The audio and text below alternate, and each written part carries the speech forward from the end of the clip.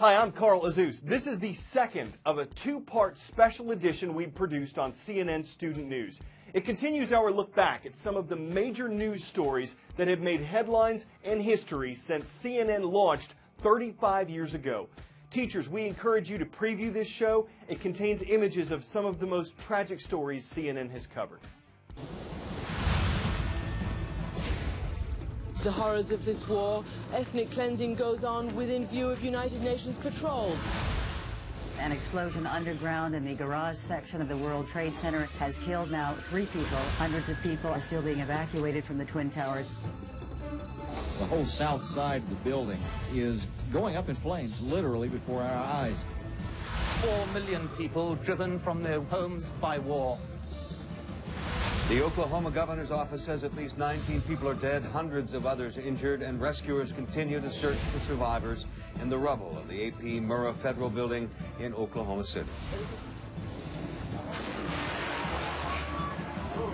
The bombing at Centennial Olympic Park this morning was an evil act of terror. The French government has informed all of us that Princess Diana has died. Earlier today, 2 masked gunmen wearing all black began shooting at least 18 people. What the election law folk call a hanging chad. The hand count is expected to begin shortly here in the room behind me. A plane has crashed into one of the towers of the World Trade Center. Saw a plane crash into which was described to me the size of a 747 flew into. We have unconfirmed reports this morning that a plane has crashed into one of the towers of the World Trade Center. My producer called, said he listened to radio. And I said, no. He said, you should. And he said, a plane just crashed into the World Trade Center. I didn't know if it was a big plane or a small plane. It was an accident. It was deliberate. But when the second plane hit the South Tower, I think we all knew it's the act of terrorists. At the Pentagon, a plane or a helicopter has crashed and the Pentagon is being evacuated. The Boston airport, like airports now across the entire country, is closed. All air traffic in the United States has come to a halt. And then we heard that there's another plane maybe going towards the Capitol. Another plane wanted to go to the White House. People were running out of the White House. People were running out of the Capitol.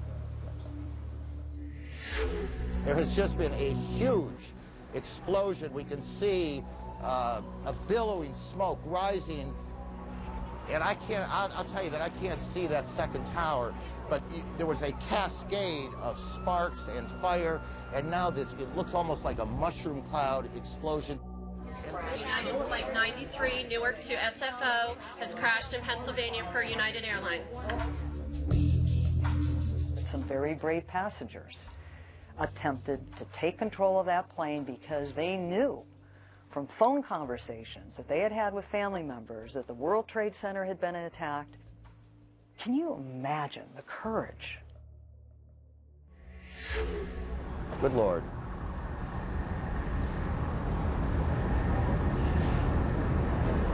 There are no words. It was 1, 2 in the morning. It was late. I was tired, and I was crying, and I was thinking about my daughter was sort of middle school, and I thought, God, her world is going to be totally different. It's going to be totally different. 9/11 forever altered the soul of our nation. We could never again take for granted our sense of security, and life has never been the same since then.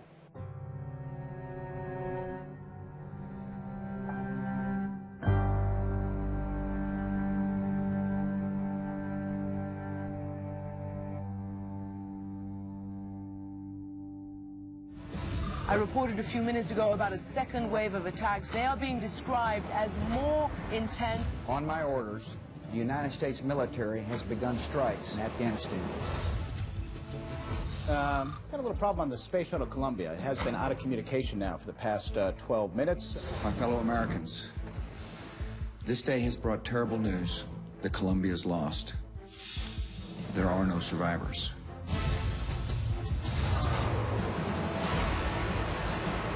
More explosions have rocked Baghdad after an unprecedented bombardment a few hours ago. U.S.-led forces have unleashed their long-awaited and punishing air assault. In Spain, at this moment, they are still counting the bodies. At least 190 people are dead. Hundreds are reported dead in Sri Lanka as a powerful earthquake off Indonesia triggers devastating tidal waves across parts of Asia. 4 separate yet simultaneous explosions striking the transit system there. The real concern is the wind and the rain and any flooding that may cause. A powerful hurricane appears to be setting its sights on the central Gulf Coast. The winds are just incredible here in New Orleans. We can see the roof of the Superdome has been shredded. This may be the easy side of the storm, but it does not feel very easy right here on the banks of the Mississippi River. It's a very strange feeling covering a hurricane, particularly one that was this size. Got there really just as the first kind of rainfall was starting. The winds have really picked up here. I had a satellite truck with me, I had a crew with me, and we were kind of on our own. Because as you can see, it's coming apart as we speak, and people just come up to you at the Walmart, and they're like, have you heard about my town? A woman at the Walmart said to me, you should go to the Gulf Coast of Mississippi because we haven't been able to touch with our relatives in Waveland, and no one's reporting from there. When I got to Waveland, that was unlike anything I'd seen before. Just block after block was gone. People were starting to return and see their lives gone. It's devastating. I mean,